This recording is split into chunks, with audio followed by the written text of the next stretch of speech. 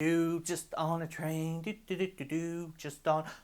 Oh my gosh, Captain America? Dude, I'm like your biggest fan. I mean, I'm more of a Spider-Man kind of guy, but dude, you're like in my top five, like, favorite heroes of all time. Like, seriously, can I get.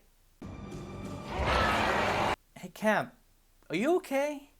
I mean, I don't want to sound like rude, but it looks like you haven't eaten in a little bit, and you're looking at me like I'm a tasty like muffin. Like, I mean, I do like chocolate chip muffins, but I mean, I don't know, but seriously, like I've gained a little weight too. Ugh, you jerk! Seriously, like, do you throw these at your fans? Like, don't get me wrong, I was gonna ask for like for a picture or maybe like just to hold the shield, but I would never throw it at you. Like, seriously, someone could get hurt. How would you feel? Like, seriously, here, catch. Go. No, Steve, you're fine. No, you can walk it. Oh, walk it. Get off. Whew. Man, I really hope the Avengers gave you like healthcare or something. You know, I'm pretty sure a couple staples. You know, you'll be just fine. You did leave your shield though, so I'm gonna keep it for now. Also, I was never here.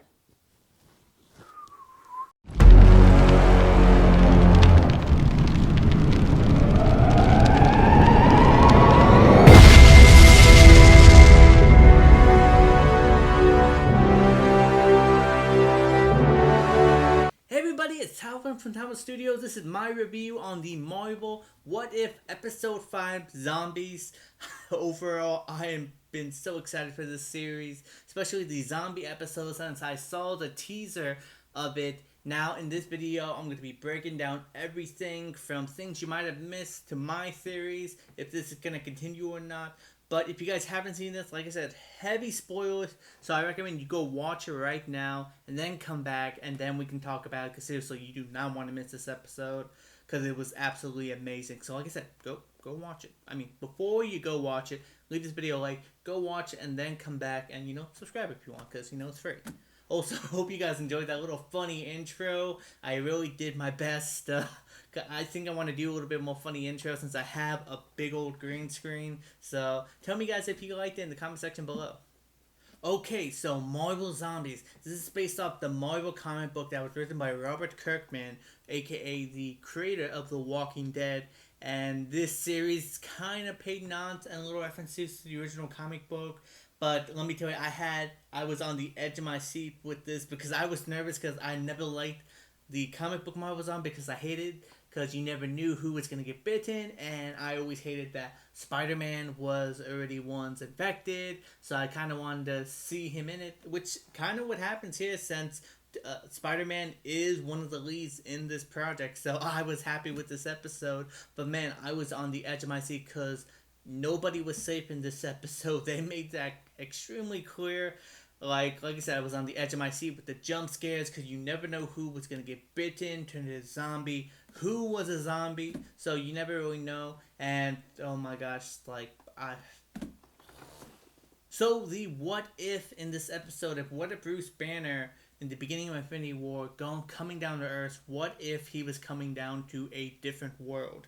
Now that is going to be explained in this episode because originally he comes down to warn Thanos, but he comes into a new world.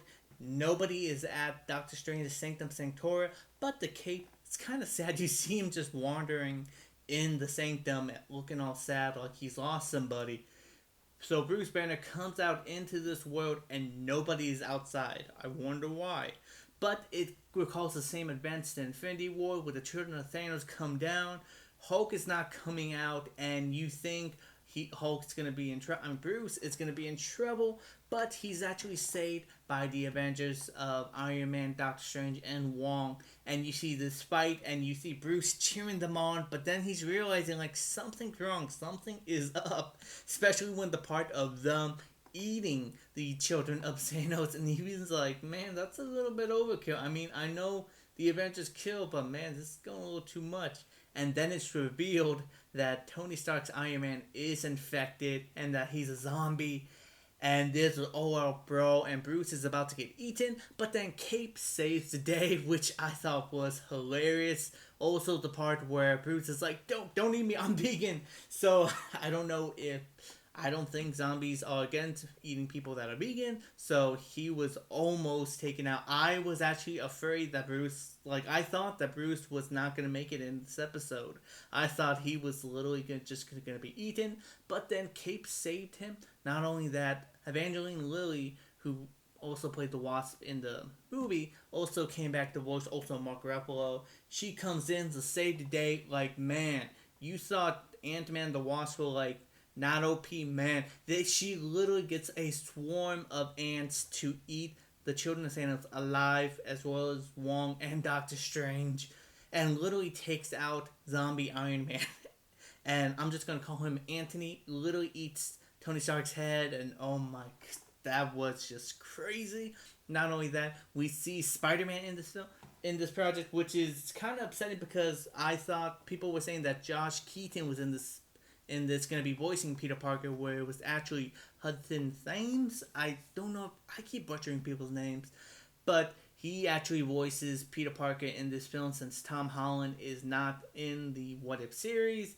But man, they also did the iconic pose from the Amazing Fantasy. And we get a little explanation of what happened with this virus. We get a flashback to 2 weeks earlier in the events of the movie Ant-Man and the Wasp, where Hank Pym goes down to the quantum realm to rescue Janet. Little does he know that Janet actually picked up a virus down there, which starts this whole zombie apocalypse. Coming back, Janet and Hank are zombies now, and Hope was able to dodge. Scott wasn't so lucky. Rest in peace, Scott. And in 24 hours, the Horde easily took over the Pacific Northwest, which entitled called the Avengers of Hawkeye, Black Widow, Iron Man, Captain America, and Black Panther. They fought the good fight, but they were easily overtaken by the Horde, and literally the zombie apocalypse has begun. And then we get a funny transition from Spider-Man Homecoming, but this time it's a how to survive the zombie apocalypse, kind of like what he did in Spider-Man Homecoming, of doing a little documentary. And we get a little funny bits of people who survived. Happy Hogan, who is titled as Not Happy, voiced by Jon Favreau. Kurt from the Ant-Man series, I don't know how he survived from being in San Francisco, but hey, happy he's here, especially since he played Polka Dot Man in Suicide Squad. We also see Bucky survived and Sharon Carter. Stopped by Okoye due to the fact that they got a message from somebody saying that they have possibly found a cure for all this virus, that it can be stopped. High fives all around. But it's in New Jersey, so they have to go to the Grand Central Station, and this is where the fun begins, just because it's a zombie movie. It's going to be terrible. So they split up, but Peter mentions, hey, have you guys never seen a zombie movie? You guys never split up, which probably was and could have been a better plan and saved a couple lives along the way. And this is where they get attacked by the zombie Avengers, which consists of Hawkeye and the Falcon. I really want to see what happened to Falcon. Also, if you look at Hawkeye's right arm, you do see it's wrapped up with a little blood mark. So my theory is that he was able to survive and escape the events of San Francisco, but did eventually turn into a zombie, which started an all-out fight. We lost Happy Hogan. It was so sad seeing Peter's face when we lost Happy. We also got a Sam vs. Bucky fight, which did end with Okoye cutting him in half, telling him, I'm sorry that I killed your friend, but Bucky was like, I think I should be stabbed, but I'm not, due to the fact they didn't really connect with each other until Falcon and Winter Soldier, and before that events happened, so they weren't really that close with each other. We also see Peter wearing the Cloak of Levitation, which I thought he was going to wear it more in this series since they did market it in the posters and the action figure. I thought we were going to get a Sorcerer Supreme Peter, but sadly that was not the case. I gotta give props to the Cloak though, because he put up more of a fight than he did in the last episode. So they were able to escape. They have a second to breathe, but they are not alone. Turns out when Sharon was in the back, something breaks in, and we find out that it's a zombie Cap that took out and killed Sharon Carter. We get a Bucky versus Cap fight. You can tell that Bucky does not want to fight Steve, but he knows what he has to do. He has to put him down, and it was a quick fight, but he was able to grab the shield, cut him in half, and get that little reference of the end of the line, pal, which he said in Captain America Winter Soldier, which is probably heartbreaking with Bucky. But then we kind of get a Winter Soldier Captain America vibe when he takes the shield. And then Sharon Carter's a zombie, but she gets exploded by the Wasp. Kind of, I feel that's kind of a reference to the Ant-Man going up Thanos' butt reference and exploding, but I don't really think it is. But then we find out that the Wasp's suit is cut and infected, and she's slowly going to be turning into a zombie. One of my favorite Easter eggs that we finally got a mention of Uncle Ben in the MCU. Not only that, but also Peter's parents when he was mentioning how did he stay so upbeat from this, especially since what he's lost in Peter's life, even before the apocalypse, and to now he's probably lost Ned, MJ, Aunt May, which is a great message to that, which I fully believe in, is that sometimes life is going to suck, sometimes there are going to be terrible obstacles that come in your way, and all you can really do is smile and know that the people that love you want you to keep going, that they want you to keep moving forward, which I thought was a great message.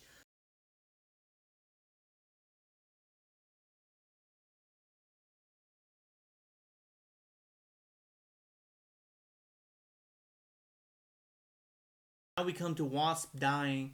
She blames herself for all of this, starting this just because she wanted to see her mom, and in doing so, she sacrifices herself, getting the heroes over the zombie horde, getting them to safety. It's, oh my gosh, it was a real beautiful scene. The artwork was amazing, the emotion.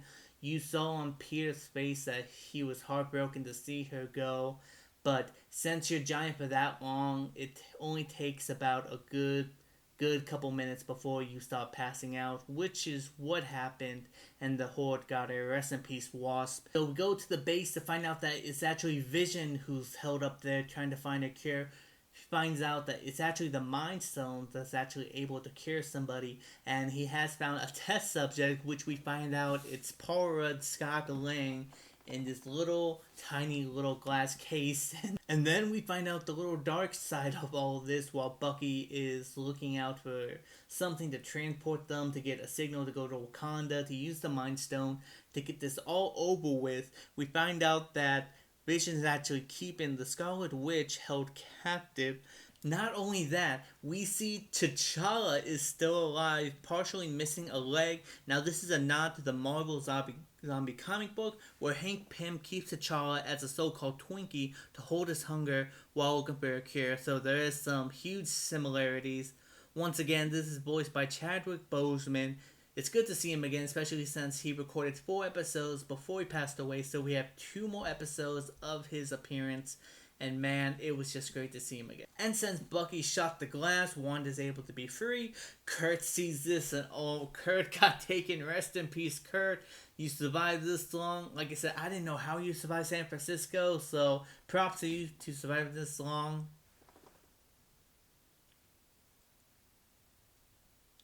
A fight breaks out between a fight A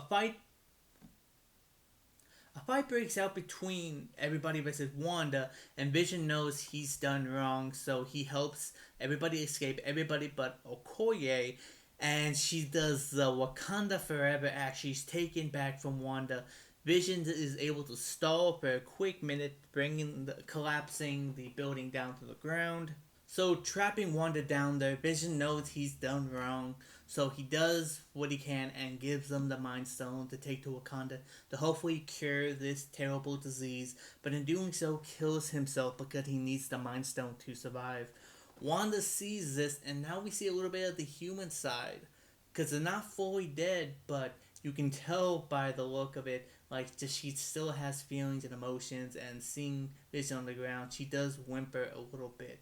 Bucky stays to fight back, but eventually gets thrown away. I don't know if he dies, because in comic books, if we don't see a dead body, they're not really dead. So they go to the Quinjet to try to survive, but then Bruce stays back. He actually gets bitten But Hulk actually comes out to save him with his thick skin, which I'm actually surprised because like in some variations Hulk is able to get scratched and cut by just random various like small weaker people, but somehow he was able to not get bitten in this, and he actually stays back telling Peter to avenge us, and we get a full-on fight between Wanda and Hulk, which I've always wanted to see. The big guy actually comes out to be the nice guy. So Scott, Peter, and T'Challa escape, but not without Scott seeing a zombified Hope.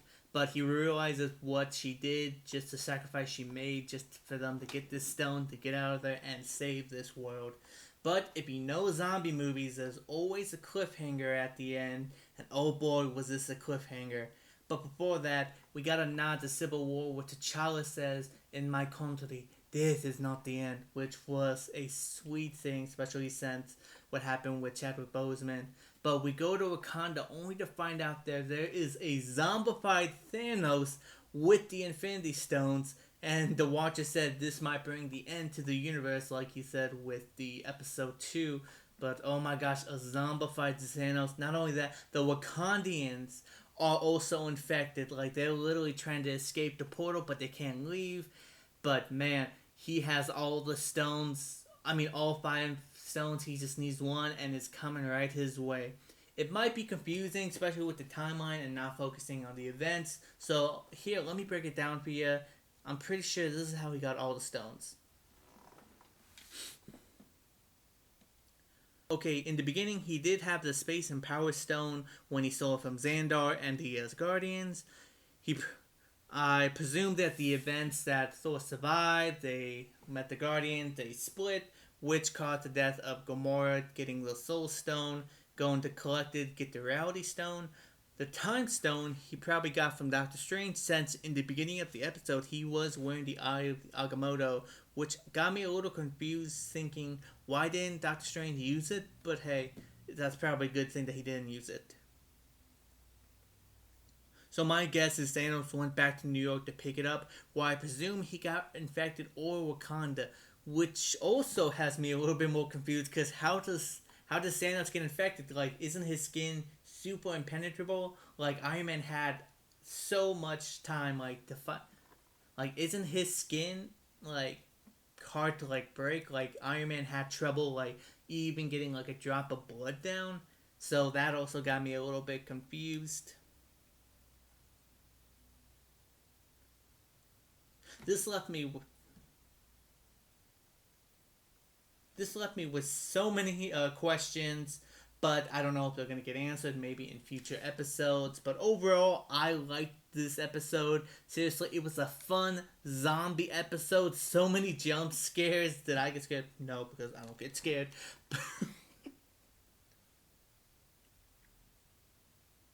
But yeah, I really enjoyed it, and I hope you guys did too. And that's about it for me. Is there something I missed? Let me know in the comment section below. I'm Tyler from Tyler Studios. I do cosplay, new movie news, films, all that good stuff. So be sure to hit that subscribe button and that notification bell so you never miss a video.